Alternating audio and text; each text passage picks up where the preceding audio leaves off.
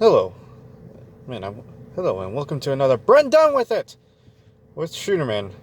I keep on having trouble trying to figure out how to get the share factory working on PlayStation, but oh well. I guess another no game vid, anyways. So I've been looking more at Call of Duty Cold War, and I have to say, it is really appealing to the fucking casuals, like people who just bitch and moan about like Flinch, about C4. Grant, I'm not a big fan of C4. I just start running what is it, a trophy system to just counter them. I mean, because I like to sit back sometimes. I don't like to rush around like every fucking YouTuber or streamer that I watch when they're playing Call of Duty. Either way, it's just really appealing to casuals. Like, hell, even the competitive scene is getting dev support. I don't know if that's going to be for the CDL playlist or just in general. Just in the game in general, like what they think should be nerfed and buffed. But, if you look back at, what is it? Rainbow Six Siege, they really appealed to the competitive scene, and it really affected the casuals in a big fucking way. And it's like, okay, we have to adapt like a competitive player, which it was like a love-and-hate relationship. I was just like, why? It was like when they, nerfed the rate of fire on the AA-12, or the, whatever the Italian operators used, Maestro and Alibi. That made me sad because, I like blowing walls apart. I like bursting people down with the accuracy of a hip-fire sniper rifle. It was a fun weapon to use. Now it's a slug. It's an automatic slug weapon now, which I've tried it out a bit. It's pretty decent. It doesn't have the same potential as what it used to be, but I don't know. Didn't make sense why they nerfed it. Anyways, there's also the addition of no flinch in Call of Duty Cold War. And that, to me, people were saying, oh, finally, we won't, when I shoot somebody in the head, I won't be aiming up in the sky. If you're aiming up in the sky, or not aiming up in the sky, if you're flinching and you're starting to miss headshots, hey, maybe it's a chance not to stop shooting, or maybe aim down instead of expecting to get headshots while you're getting shot at. If I'm getting shot at, I'm going to start aiming down. I mean, I saw the recoil patterns on the Call of Duty Cold War 2, and it was like a laser beam. And their gunsmith system now you can now have 8 attachments on. Like, holy shit, that's kind of imbalanced. Now I'm going to see people running around with low recoil, high ADS speed fucking weapons. Holy hell, it's like the more I look at it, it appeals to more casuals than anything. It's just listening to the competitive community, changing it to what they like versus what, I'm sure a lot of casual players are like, yes, C4 will be detonated when it lands instead of in midair. Okay, that's a good change. There won't be any flinch, etc., etc. There's been a lot of fucking changes that just make no sense. I mean, Warzone is just going to be the Modern Warfare formula, which I don't mind.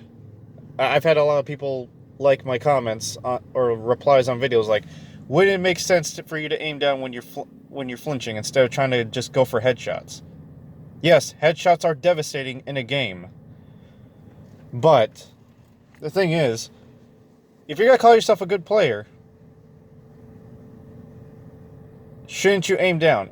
I had a person that I replied to the comment to. It's like, yes, now I won't be bursted down by an M4 while I'm trying to retaliate back. The thing about the M4 is, in Modern Warfare, it's a high rate of fire, low recoil weapon in the AR class.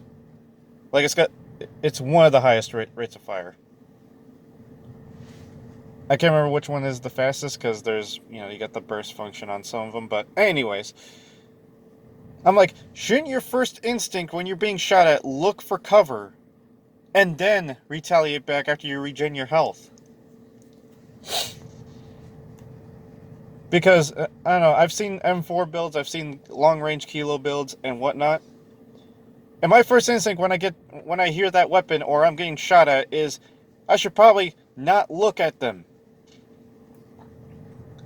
There was a guy also complaining about, when he's quickscoping. It's like, yay, now I won't flinch when I'm trying to quickscope. Considering at the range that people quickscope at, I'm pretty sure, you're not going to miss anyways. They need as much leniency as they can for, to be considered good. I don't know, with this no flinch thing, it's very controversial that they removed it. So now it's just going to hone down to skill at that point. Because right now you're just going to have low recoil weapons and you're just going to burst somebody down and then call it a day and call yourself good. Rainbow Six Siege has some of the most predictable recoils and you can still laser beam somebody, and I don't think there's any flinch in that game. It just has like a strong feedback that blurs your vision. The black blurs your vision, you slow down a bit or something like that, and that's it. Not only that, the TTK is leaning more towards Black Ops 4, which to me is kind of bad, actually. Because now I'm going to have to waste more bullets to kill one person going to the next. That's without headshots. Which is why, my favorite build on the AK right now is running 10 more rounds, so that if I, end up wasting half my magazine, I still got 20 rounds left for the next guy. Considering the time to killing that thing, if I get a headshot, is pretty low. Another person, I'm still replying to this guy right now, is that the only thing he hopes for is skill-based matchmaking. Skill-based matchmaking is very fucking controversial, considering that they put it into the casual playlist. I don't know I'm sure some people will play Destiny, and we see how well that fucking worked. The new player experience suffers from skill-based matchmaking. It suffers hugely from it. Until you die a lot of times, then it kind of balances out, but you're still learning the game. Same goes with Destiny, because you're paired up with people who grinded out the game for those god rolls and pursuit weapons. They may be sunsetting weapons, but you could still use them in the usual playlist. You won't be able to use them in trials or anything, but that'll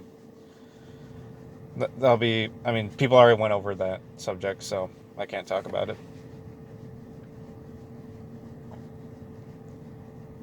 But yeah, I don't really get skill-based matchmaking when it's flawed in itself. I look at Modern Warfare and it's really, really flawed. No matter no matter where you go.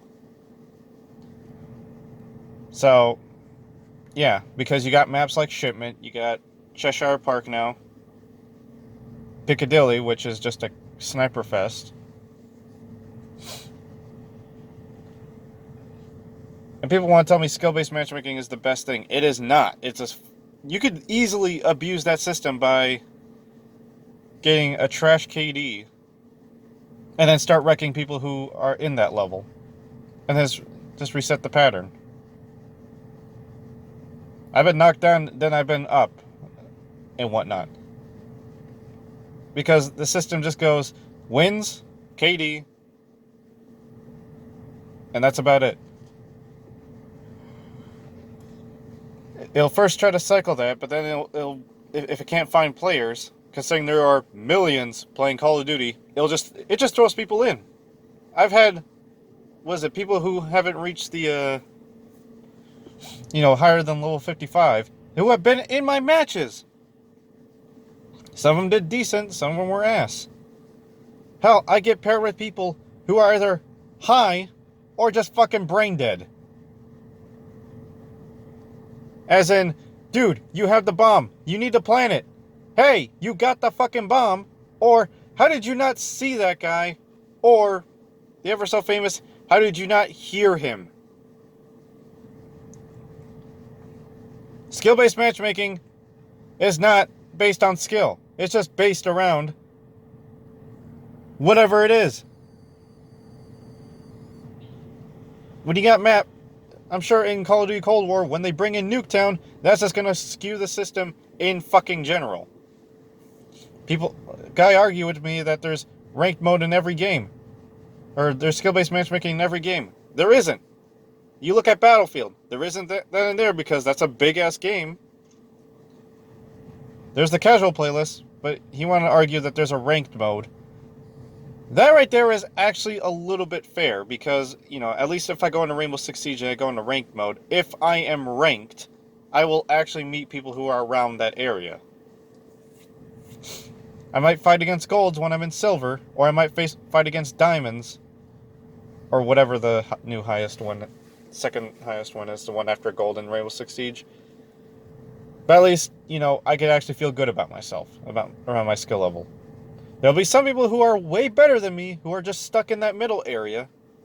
Like, they'll fucking kill you in a second, but their teammates are questionable that end up making them lose the game because they have to deal with an ace every time.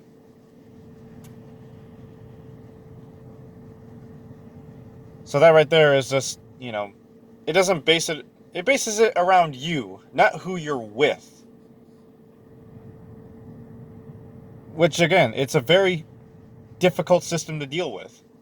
Because like I said, you either have good, or not like I said, but I'm just going to say, you either have a good day, then you have a bad day. I'm sure some, streamers and whatnot, they have a lot of good days, people just get all the content that they can get, like such as nuke streaks and whatnot. Either way, it's just I get fucked over versus the other guy who ends up getting all the kills. I've had people who just sit back in the map, or they just hide, or let their teammates die, and then clean everything up, and then proceed to call everyone else trash. And look where they still are. They're still facing against me.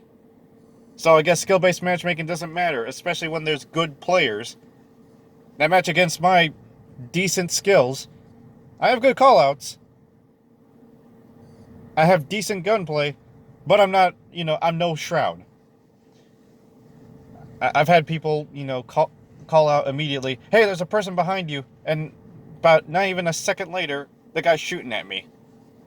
I'm like, if you expect me to have the skills of Shroud, get the fuck out of the game. Not everyone has his skills. And holy shit, if I fought against him, I get my ass handed to me. Either way, the game is... Call of Duty Cold War is just going to become like World War II for me. I'm going to skip out on it. The only time I skipped on it is because they claimed realism or historical accuracy, but oh well.